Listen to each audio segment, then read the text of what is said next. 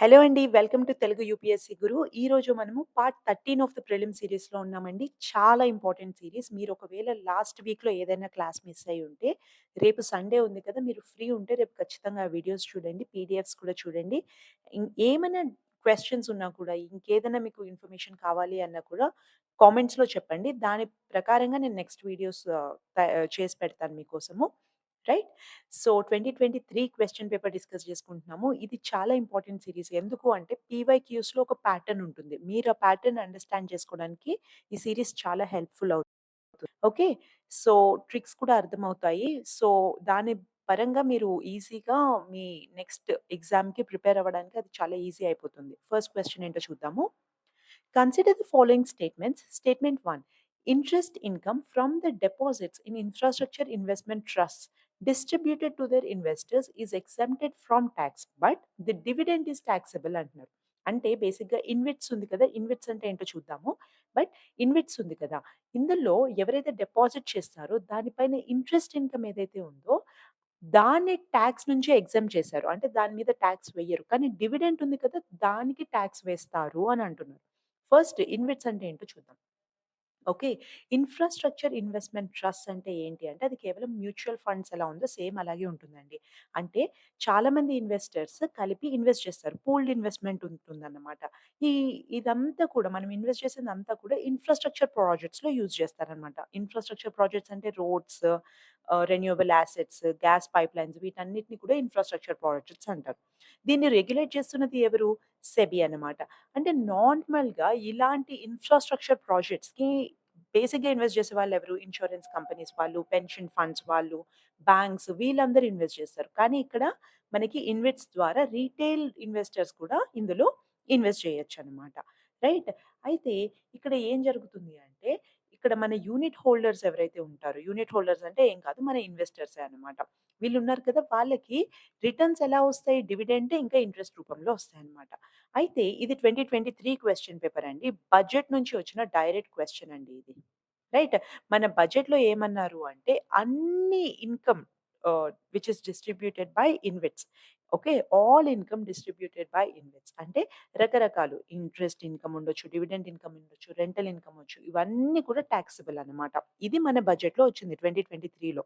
దానికన్నా ముందు ఇది కాదు కేస్. 2023లో దాన్ని చేంజ్ చేశారన్నమాట. సో, యూనియన్ బడ్జెట్ మనం చెప్తారు కదా! బడ్జెట్ అనేది మ్యాండేటరీ ఎకనామిక్ సర్వే ఇంకా బడ్జెట్ ఖచ్చితంగా చదవాలి ఎగ్జామ్‌కి ముందు అనేసి. రైట్? ఎందుకు అంటారంటే ఇలా డైరెక్ట్ క్వెషన్స్ వస్తాయి కాబట్టి. రైట్? సో, ఇక్కడ చూడండి 2023కి అది చేంజ్ అయిపోయింది. So, that is a direct question from the budget అన్నమాట. రైట్? ఇక్కడ ఏమంటున్నారు?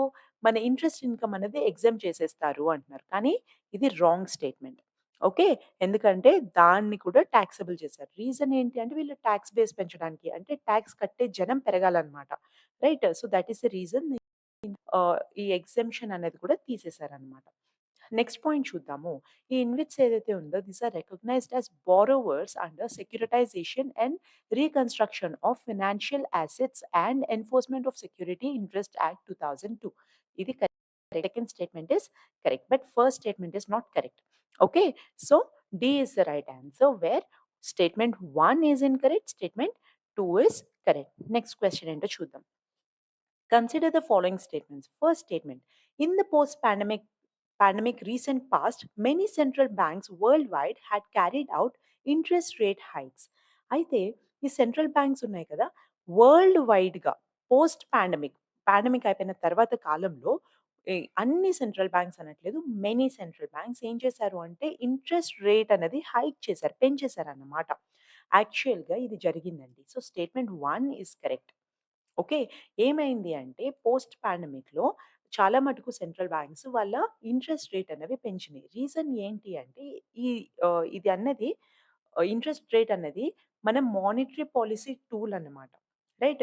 వీళ్ళెందుకు యూజ్ చేస్తారు ఈ ఇంట్రెస్ట్ రేట్ అడ్జస్ట్‌మెంట్ అన్నది అంటే మన ఎకానమీని మేనేజ్ చేయడం కోసం. ఇప్పుడు మన కంట్రీలో ఎకానమీ ఉంటుంది. రైట్? అది మేబీ ఇన్‌ఫ్లేషన్‌లోకెళ్ళిపోవచ్చు, డిఫ్లేషన్‌లో కూడా ఎళ్ళిపోవచ్చు. Right? Depending on the situation మన సెంట్రల్ బ్యాంక్ అనేది ఈ మానిటరీ పాలిసీ టూల్స్‌ని యూజ్ చేసి మన ఎకానమీని మళ్ళీ స్టేబుల్ చేయడానికి ట్రై చేస్తుందన్నమాట. సో, ఇంట్రెస్ట్ రేట్ కూడా హైక్ చేయడానికి రీజన్ అదే అన్నమాట. So, this will prevent excessive inflation. దీని ద్వారా ఏం జరుగుతుంది? ఎక్సెసివ్ ఇన్‌ఫ్లేషన్‌కి లీడ్ అయిపోతుందనమాట. ఒకవేళ ఇలాంటి స్టెప్స్ తీసుకోకపోతే. ఇంట్రెస్ట్ రేట్ పెంచేటప్పటికి ఏమవుతుంది? మనుషుల దగ్గర డబ్బులు తగ్గుతాయి కదా! ఎందుకంటే ఇంట్రెస్ట్‌లో ఎక్కువ డబ్బులు కట్టుకుంటూ పోతారు. సో, డబ్బులు తగ్గుతాయి. అలాంటప్పుడు ఇన్‌ఫ్లేషన్ అనేది కంట్రోల్‌లోకొచ్చేస్తుంది. మానిటరీ పాలిసీ అంటే ఏంటి? మన సెంట్రల్ బ్యాంక్ ఉంటుంది కదా! మన దగ్గర ఆర్‌బీఐ. రైట్? ఈ సెంట్రల్ బ్యాంక్ ఏం చేస్తుంది అంటే, మన కంట్రీలో సప్లై ఆఫ్ మనీని తను ఇన్‌ఫ్లూయెన్స్ చేస్తూ ఉంటుందనమాట. ఏ విధంగా? ఒకవేళ మన దగ్గర మన కంట్రీలో ఫ్లో ఎక్కువుంది అనుకోండి. కరెన్సీ ఫ్లో ఎక్కువుంది అనుకోండి. అప్పుడేం చేస్తుంది? కొన్ని టూల్స్ యూజ్ చేసి అక్కడున్న డబ్బులన్నీ తీసేసుకుంటుంది. ఎక్సెస్ మనీ అంతా తీసేసుకుంటుంది. ఇలాగా హైక్ చేశారనుకో, ఇంట్రెస్ట్ రేట్ హైక్ చేశారనుకో, అప్పుడేం చేస్తాం మనం ఎక్సెస్ ఆహ్, ఆహ్, ఇంట్రెస్ట్ రేట్ కట్టడం వల్ల మన దగ్గరున్న డబ్బులు తగ్గుతాయి. ఆ విధంగా ఇన్‌ఫ్లేషన్‌కి లీడ్ కాకుండా ఎకానమీని కాపాడుతుంది. అలాగే మనీ తగ్గిపోతుందనుకోండి, కొన్ని స్టెప్స్ తీసుకొని ఇంకా మనీని ఇంజెక్ట్ చేస్తారనమాట ఎకానమీలోకి. సో దట్ మన దగ్గర ఏదైనా కొనుక్కోవడానికి ఎక్కువ మనీ ఉండడం కోసం. రైట్? సో, ఇలా డిఫ్లేషన్‌లోకి, ఇన్‌ఫ్లేషన్‌లోకి ఎళ్ళిపోకుండా మానిటరీ టూల్స్ అనేవి మానిటరీ పాలిసీ ఉంటుంది. దానికి సంబంధించిన టూల్స్ అనేది ఆర్‌బీఐ యూజ్ చేస్తూ ఉంటుంది. Right? So, next okay. Second point ఏంటో చూద్దాము. Central bank generally assumes that they have the ability to counteract the rising consumer prices via monetary policy means. ఇప్పుడు అదే కదా ఎక్స్‌ప్లెయిన్ చేశాను. వాళ్ళు they have the ability to counteract అన్నమాట. ఒకవేళ మన దగ్గర డబ్బులు ఎక్కువున్నా వీళ్ళ మునిసిపాలిటీ టూల్స్ ద్వారా ఆ డబ్బులు తగ్గిస్తారు. ఒకవేళ తక్కువున్నా కొన్ని టూల్స్ ద్వారా మనీని ఇంజెక్ట్ చేస్తారు ఎకానమీలోకి. So, second one is also the right statement. Right? So, ఇవి 2 కూడా రిలేటెడే కదా! సో, మనీ ఇక్కడ ఎక్కువుంది కాబట్టి ఇంట్రెస్ట్ రేట్ అనేది హైక్ చేశారు. మనీ తగ్గాలి. మన ఎకానమీలో ఉన్న అమౌంట్ తగ్గితే దాని ద్వారా ఇన్‌ఫ్లేషన్‌కి వెళ్ళము అన్న విధంగా. So, 1 and 2 are also related కదా! So, statement 1 and 2 are correct and 2 is the correct explanation for statement 1. So, A is the right answer. Next, consider the following statements. Statement 1. Carbon markets are likely to be one of the most widespread tools in the fight against climate change.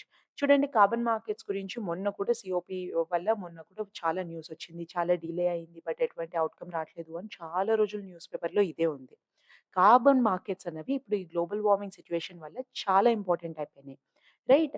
అసలు ఈ carbon market అంటే ఏంటి? ఏం లేదండి. మన state ఏదైతే ఉందో ఒక కంపెనీ ఉంది. ఒక ఇండస్ట్రీ ఉందనుకోండి. తనకి కొన్ని ఆహ్, కార్బన్ క్రెడిట్స్ అనేవి ఇస్తుందన్నమాట. ఫర్ సపోజ్ నాకే ఒక ఇండస్ట్రీ ఉంది. స్టేట్ నాకొక 10 కార్బన్ క్రెడిట్స్ ఇస్తుంది. ఒక్క కార్బన్ క్రెడిట్‌తో నేను ఒక 1 టన్ కార్బన్ ఎమిషన్ వరకు నేను చేయొచ్చనమాట. సో, దానికి స్టేట్ నన్నేమనదు. నేను 10 ఇప్పుడు 1 టన్ చేయొచ్చు కదా! 10 కార్బన్ క్రెడిట్స్ ఇచ్చినప్పుడు నేను 10 టన్స్ చేయొచ్చు. రైట్? ఎమిషన్ అన్నది. Carbon emission 10 tons carbon emission allow చేస్తుందనుకోండి స్టేట్ ఇప్పుడు నా దగ్గర. కానీ నాకు కేవలం నేను 8 టన్స్ మాత్రమే ఎమిట్ చేశాను. నా దగ్గర 2 టన్స్ ఎక్స్‌ట్రా ఉంది. ఐ మీన్ 2 క్రెడిట్స్ ఎక్స్‌ట్రా ఉంది. నేనేం జేస్తాను, నాకు గవర్నమెంట్ ఇచ్చిన ఈ 10లో 8 నేను యుటిలైజ్ జేసుకొని, ఈ 2ని వేరే ఎవరైనా కంపెనీకి అవసరం ఉంటే వాళ్ళకి అమ్మేస్తాననమాట. రైట్? ఈ విధంగా ఏం జరుగుతుందంటే ఇక్కడ carbon markets are mechanisms that put a price on carbon emissions. They create economic incentive. ఈ విధంగా నాకు ఇన్సెంటివ్ వచ్చినట్టే కదా! ఈ 2 నేను అమ్మేసాను కాబట్టి నాకు ఇన్సెంటివ్ వచ్చింది కదా! Right? By allowing entities to buy and cell carbon credits. Right? దీని ద్వారా green house gas emissions reduce చేయడానికి ఇదొక అప్రోచ్‌గా గవర్నమెంట్ ఇప్పుడు భావిస్తుందనమాట. గవర్నమెంట్ అని కాదు గా చాలా కంట్రీస్ దీన్ని అడాప్ట్ చేసుకున్నాయి. దీనికి రిలేటెడ్‌గా మీటింగ్స్ మనం సీఓపీలో చూస్తూనే ఉంటాం. Right? Yes. So, first point ఏమంటున్నారు? Carbon markets are likely to be one of most widespread tools in the fight against climate change అంటున్నారు. చూడండి carbon market are the only అన్నారనుకోండి. నిన్ననే నేను ఎక్స్‌ప్లెయిన్ చేశాను. అక్కడ ఓన్లీ ఉంది అంటే కాదు. రైట్? ఆ స్టేట్‌మెంట్ మాక్సిమం కరెక్ట్ అయ్యే ఛాన్సెస్ ఉండదు. ఎందుకంటే they are very specific. Likely అన్నారు అంటే it is a generalised statement. నేను అది కూడా ఎక్స్‌ప్లెయిన్ చేశాను. సమ్ మష్రూమ్స్ అనేసి ఒక క్వెషన్. రైట్? ఆహ్, అలా సమ్ క్వెషన్స్ 2 చూసాం మనం నిన్న అలాగా. రైట్. ఈ లైక్లీ అనే టర్మ్ కూడా దానికి రిలేటెడే. జనరలైజ్డ్ స్టేట్‌మెంట్ అన్నమాట. ఎప్పుడన్నా జనరలైజ్డ్ స్టేట్‌మెంట్ మాక్సిమం కరెక్టే ఉంటాయి. 99% generalised statements are always correct. Okay. So, first statement కరెక్టేనండి. Right. Carbon markets are likely to be one of the most widespread tools అన్నారు. Carbon markets are the widespread tools అనట్లే. One of the most widespread tools. చాలా tools ఉన్నాయి. This is one of those అంటున్నారండి. ఇది కూడా వాటిలో ఒకటి అని చెప్తున్నారు. So, this is correct. Next point చూద్దాం. Carbon markets transfer resources from the private sector to the state. Yes. ఇక్కడ ఏం జరుగుతుంది? మన కార్బన్ మార్కెట్‌లో ఈ రిసోర్సెస్ ఏవైతే ఉన్నాయో, the transfer resources from the private sector to the state. ఇది జరుగుతుంది మన కార్బన్ మార్కెట్‌లో. రైట్. సో, ఇక్కడ ఏం జరుగుతుందో చూడండి. Carbon market companies or entities that emit fewer greenhouse gases than their allotted limit can sell their excess credits. ఇందాకడ explain చేశాను కదా! They facilitate the exchange of emission allowances between entities which can include both. ఇక్కడ ఏం జరుగుతుంది? It facilitates the exchange of emission allowances. ఈ emission allowances ఏవేవైతే ఉన్నాయో, ఆ క్రెడిట్స్ మనకి ఏవైతే ఇస్తున్నారో అవి మనం ఎక్స్‌చేంజ్ చేసుకోవచ్చు. ప్రైవేట్ అండ్ పబ్లిక్ ఎంటిటీస్ ఇద్దరి మధ్యన కూడా అది జరుగుతుందన్నమాట. సో, సెకండ్ స్టేట్మెంట్ కూడా కరెక్టే. కానీ దానివల్ల మనకి this is the most wide spread tool అనడానికి వీల్లేదు కదా! కదా! సో, సెకండ్ స్టేట్మెంట్ ఏదైతే ఉందో అది కూడా కరెక్టే. కానీ ఫస్ట్ స్టేట్మెంట్‌ని కరెక్ట్‌గా ఎక్స్‌ప్లెయిన్ చేయలేకపోతుంది ఆ సెకండ్ స్టేట్మెంట్. కాబట్టి B is the right answer. 2 స్టేట్మెంట్‌లు కరెక్టే. కానీ కరెక్ట్ ఎక్స్‌ప్లనేషన్ కాదు స్టేట్మెంట్ 2 అన్నది. ఓకే. నెక్స్ట్ క్వెషన్ ఏంటో చూద్దాం. Which one of the following activities of the RBI is considered to be part of sterilisation అంటున్నారు. సో, స్టెరిలైజేషన్ అంటే ఏంటో ఫస్ట్ అది అండర్‌స్టాండ్ చేసుకుందాం. స్టెరిలైజేషన్ అంటే ఏం లేదండి. ఫారెన్ ఎక్స్‌చేంజ్ ఇంటర్వెన్షన్స్ వల్ల మన డొమెస్టిక్ మనీ సప్లైలో ఇన్‌ఫ్లేషన్ పైన వీటి పైన ఎఫెక్ట్ అనేది పడుతూ ఉంటుంది. దేనివల్ల? ఫారెన్ ఎక్స్‌చేంజ్ ఇంటర్వెన్షన్స్ వల్ల. రైట్. సో, మన సెంట్రల్ బ్యాంక్ ఏం చేస్తుంది? వీటిని కౌంటర్ బ్యాలెన్స్ చెయ్యడానికి, ఆ ఎఫెక్ట్స్‌ని కౌంటర్ బ్యాలెన్స్ చేయడానికి కొన్ని యాక్షన్స్ అనేవి తీసుకుంటుంది. దాన్నే స్టెరిలైజేషన్ అంటారు. ఇక్కడ కొన్ని ఆప్షన్స్ ఇచ్చారు. వాటిల్లో ఏ యాక్షన్ మన ఆర్‌బీఐ తీసుకుంటుంది యాస్ పార్ట్ ఆఫ్ స్టెరిలైజేషన్ అని అడుగుతున్నారు. రైట్. సో, ఇక్కడ ఒక్కటి గుర్తుపెట్టుకోండి. ఈ అన్ని ఆప్షన్స్‌కి రిలేటెడ్‌గా మీరైతే నోట్ మేక్ చేసి పెట్టుకోండి. నెక్స్ట్ ప్రిలిమ్స్‌లో దానికి రిలేటెడ్‌గా ఏదో ఒక క్వెషన్స్ అయితే మీరు చూస్తూనే ఉంటారు. Right. So, options very important. ఇక్కడ ఓపెన్ మార్కెట్ ఆపరేషన్స్ ఏదైతే ఉందో మన ఆర్‌బీఐ దాన్ని ఒక టూల్‌గా యూజ్ చేస్తుందనమాట. మానిటరీ పాలిసీ టూల్ అదొకటి. ఓకే. సో, ఇక్కడ ఏం జరుగుతుంది? మన గవర్నమెంట్ సెక్యూరిటీస్ ఉంటాయి కదా! వాటిని సెంట్రల్ బ్యాంక్ కొనుక్కుంటుంది. రైట్. ఎప్పుడు కొనుక్కుంటుంది? కొనుక్కునేటప్పుడు సెంట్రల్ బ్యాంక్ కొనేటప్పుడు మనకి డబ్బులిస్తుంది. రైట్. ఎకానమీలోకి ఎక్కువ డబ్బులు ఇంజెక్ట్ చేయాలి అనుకుంది అనుకోండి. అంటే మనం డిఫ్లేషన్ సైడ్ ఎళ్తున్నాం. అలాంటి టైంలో సెంట్రల్ బ్యాంక్ ఏం చేస్తుంది? మనకి ఎక్కువ డబ్బులు ఇవ్వాలి అనుకున్నప్పుడు గవర్నమెంట్ సెక్యూరిటీస్‌ని తను కొనుక్కొని మనకు డబ్బులిస్తుందనమాట. రైట్. అదే ఒకవేళ మన దగ్గర డబ్బులు ఎక్కువుంది అనుకోండి ఎకానమీలో మనీ సప్లై ఎక్కువుంది అని అనుకోండి. అలాంటప్పుడు సెంట్రల్ బ్యాంక్ ఏం చేస్తుంది? తను కొనుక్కున్నది మనకి అమ్మేసి మన దగ్గర నుంచి డబ్బులు తీసేసుకుంటుందనమాట. Right. So, purchase or sale of government securities by the central bank in the open market in order to regulate the money supply in the economy. Money supply ఏదైతే ఉందో మన ఎకానమీలో దాన్ని రెగ్యులేట్ చేయడానికి ఈ పనులన్నీ చేస్తూ ఉంటుందనమాట మన సెంట్రల్ బ్యాంక్. రైట్. సో, అసలు ఇదంతా ఎందుకు చేయాలి? మన ప్రైస్ స్టెబిలిటీని మెయింటైన్ చేయడానికి, economic stability and economic growth కోసం ఇదంతా చేస్తుందన్నమాట. రైట్. అటు ఇన్‌ఫ్లేషన్ సైడు వెళ్ళకూడదు, ఇటు డిఫ్లేషన్ సైడ్ వెళ్ళకూడదు మన ఎకానమీ. సో, దానికోసం అనేసి ఆర్‌బీఐ ఈ టూల్స్‌ని యూజ్ చేస్తూ ఉంటుంది. Okay. So, open market operations is a right answer. A is the right answer. Okay. Next question. Consider the following markets. ఇక్కడ ఇంకా కొన్ని మార్కెట్స్ ఇచ్చారండి. How many of the above are included in capital market అంటున్నారు. ఇక్కడ 2 markets అర్థం చేసుకోండి. ఒకటి capital market, ఇంకొకటి మనీ మార్కెట్. 2024లో మనీ మార్కెట్‌కి రిలేటెడ్‌గా క్వెషన్ కూడా వచ్చింది. మీరు 2023 పేపర్‌లో కొంచెం వర్క్ చేయగలిగితే ఆ క్వెషన్‌ని ఈజీగా ఆన్సర్ చేయగలిగేవాళ్ళు. రైట్. క్యూస్ చాలా ఇంపార్టెంట్. రైట్.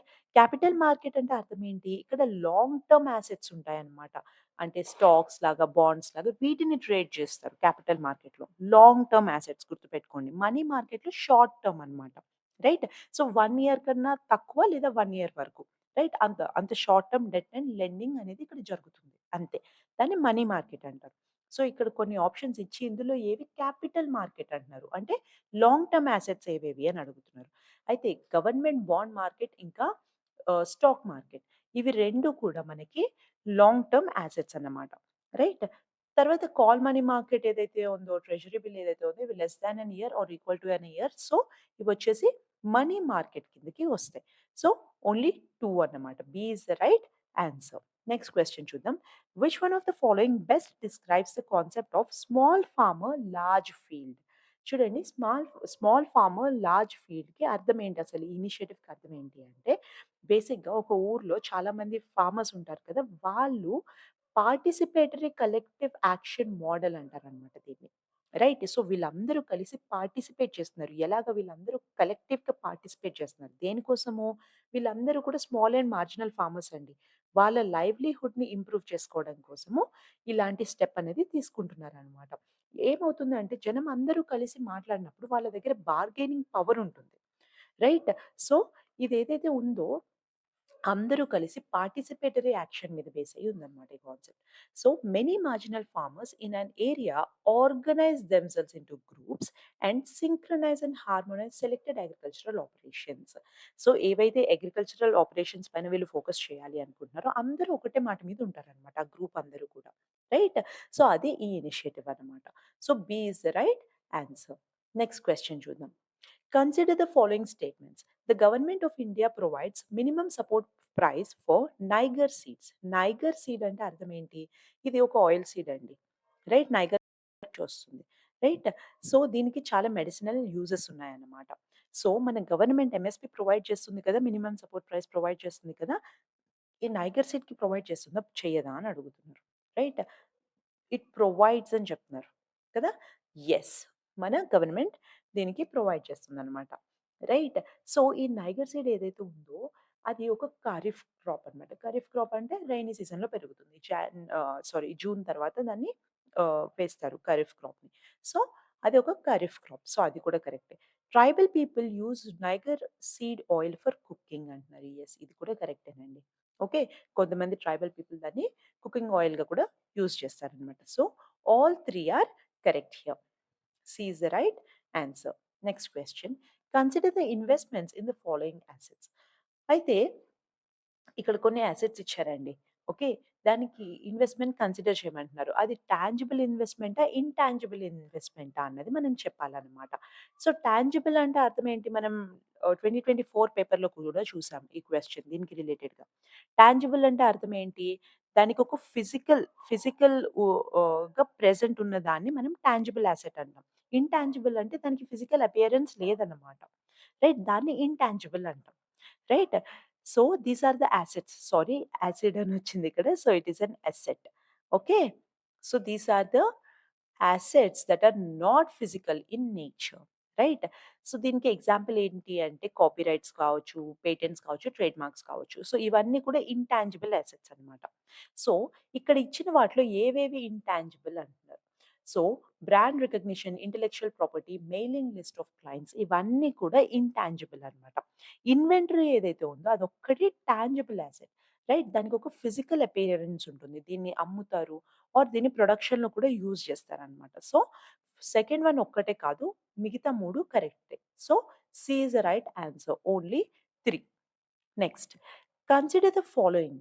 ఇక్కడ కొన్ని ఇచ్చారండి. For the horizontal tax devolution, the 15th finance commission used how many of the above as criteria other than population area and income distance అన్నారు.